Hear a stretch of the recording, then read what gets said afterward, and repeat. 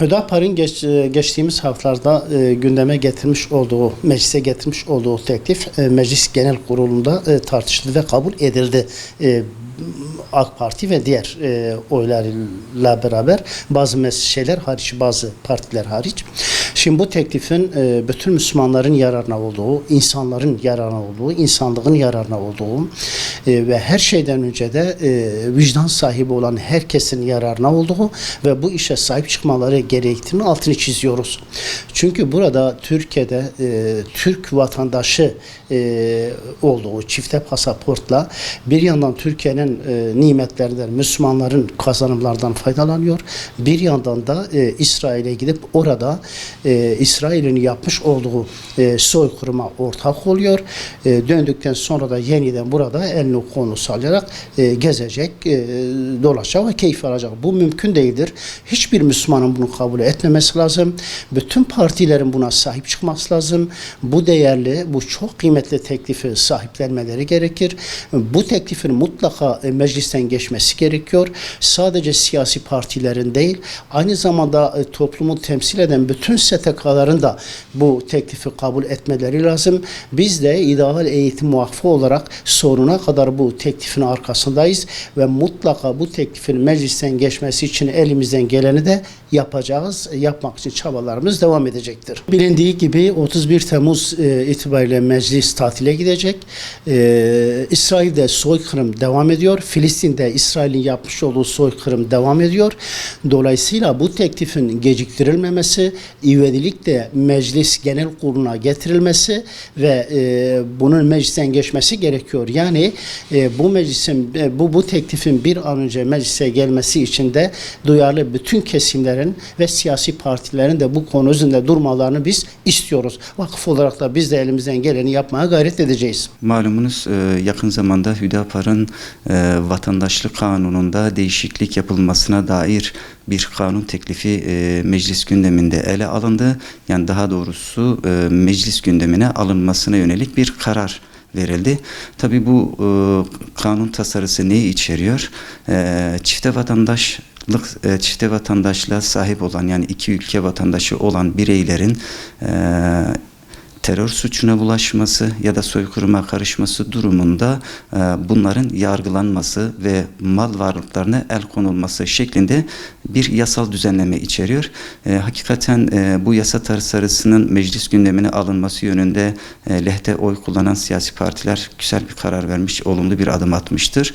Gönül isterdi ki tüm meclisin mutabık kaldığı diğer tüm siyasi partilerin de destek verdiği şekilde vermesi şeklinde bir kabul görmesiydi.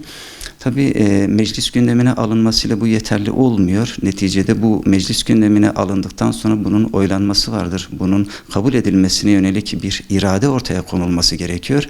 Şimdi bu olaya nasıl bakıyoruz? Hakikaten şöyle düşünün ki yanı başımızda Filistinli kardeşlerimiz, Gazze'li kardeşlerimiz her türlü soykırıma, her türlü işkence, her türlü vahşete her gün ama her gün uğramaktadırlar. Kesintisiz bir şekilde. Gün yoktur ki biz haber ajanslarında yaşlı, kadın, çoluk, çocuk, Müslüman kardeşlerimizin katledilmediği bir gün yok. Şimdi bir Müslüman olarak, İslam toplumu olarak, Müslüman toplum olarak düşünün ki benim ülkemde yaşayan insanlar, bazı güruhlar, Siyonist zihniyete sahip insanlar buradan kalkıp gidecek, orada bu vahşete, bu zulme ortak olacak, benim Müslüman kardeşlerimi İslam aleminin gözünün içine baka baka katledecek ve sonra da hiçbir şey olmamış gibi kendi ülkesine dönecek ve normal hayatına devam edecek. Bizim içimizde hiçbir şey olmamış gibi hayatına devam edecek. Bu kesinlikle ve kesinlikle asla kat'a kabul edilemez bir durumdur. Bir Müslüman olarak, geçtim bunu bir insan olarak, yani insani bir vicdani olarak dahi bu kabul edilemez bir durumdur. Buradan tüm siyasi partilere, tüm milletvekillerine, tüm sivil toplum kuruluşlarına, hakikaten az bir şey dahi olsa vicdan sahibi olan her kesime sesleniyoruz. Bu kanun tasarısına destek verelim. Açıklamalarda bulunalım. Bu kanun tasarısı bu meclisten geçsin. Benim Müslüman kardeşimi katleden insan tekrar benim ülkeme dönemezsin. Rahat rahat bir şekilde gezemezsin, dolaşamazsın. Umut ediyoruz ki Rabbimin izniyle bu kanun tasarısı meclise gelir.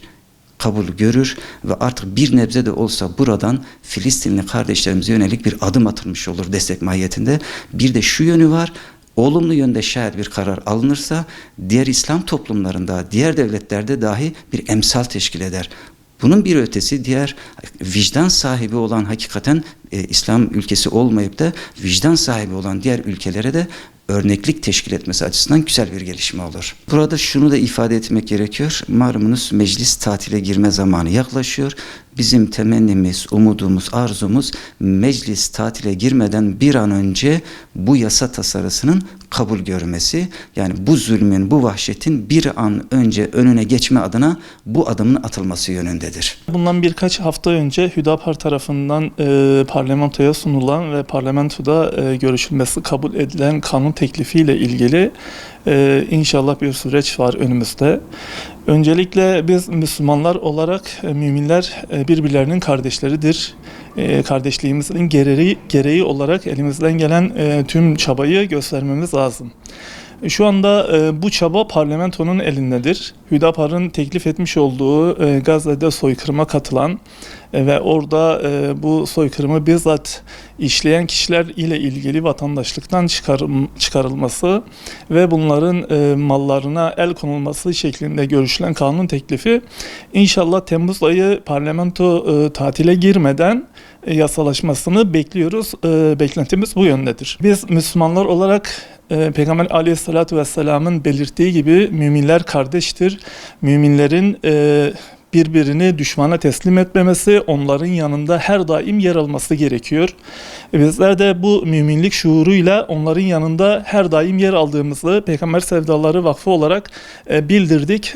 Zaten hala da devam ediyoruz. Basın açıklamalarıyla, işte mitinglerle, her hafta düzenli olarak bunun için ayaktayız ve sesimizi duyurmaya çalışıyoruz. Tüm dünyada şu anda 2 milyar Müslüman var fakat elimiz kolumuz bağlı bir şekilde oturmaktayız. Elimizden bir şey gelmiyor. Böyle bir fırsat elimize geçti, en azından parlamentonun şu anda elinde.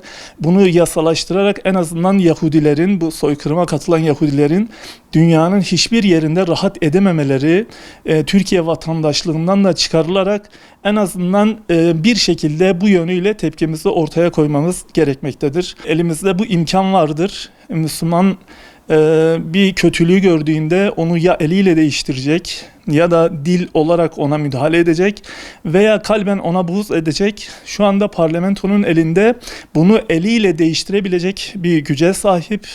Yani bu 600 milletvekili bundan sorumlu olacak. Allah korusun bunun yasalaşmaması durumunda tarihi bir kara leke olarak ona el kaldırmayan, deyim yerindeyse parmağını oynatmayan milletvekillerinin alnına bir kara leke olarak devam edecektir. Şu anda parlamentoda görüşülecek olan bütün milletvekillerinin buna en azından insani, İslami olarak destek vermeleri yani bir gerekliliktir. Çünkü insani bir yaklaşımdır bu durum. 10 aydan beri Gazze'de olanları herkes görmekte, müşahede etmektedir. Yani bu zulmün, bu soykırımın daha da uzamaması için en azından tüm devletlerin bir şekliyle Yahudileri köşeye sıkıştırması, onlara baskı yapması yönüyle önemli bir kanun teklifidir. İnşallah bütün parlamentoda bulunan milletvekilleri buna destek vererek bir an önce yasalaşmasını bekliyor ve temenni ediyoruz.